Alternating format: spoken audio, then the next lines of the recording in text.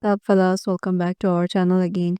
In today's video, you are going to see how do you find or see liked reels on Instagram.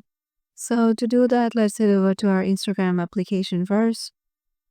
Once you are there, make sure that you have logged in into your desired account and then tap on the tree, tap on your profile by tapping your profile icon on the lower right corner.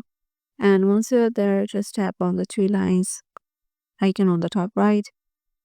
And in here, go to your activity in how you use Instagram section.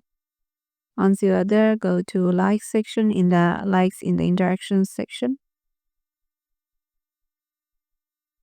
Here you can see the all type of contents you have liked through this account. So filter it out from all content types by tapping the drop down box.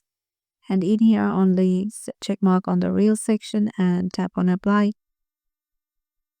And once you do it, you will be able to see the reels you watched with this account and like them. So yeah, this is how you can just find liked reels on your Instagram. Hope this video helps and we will see you in the next video.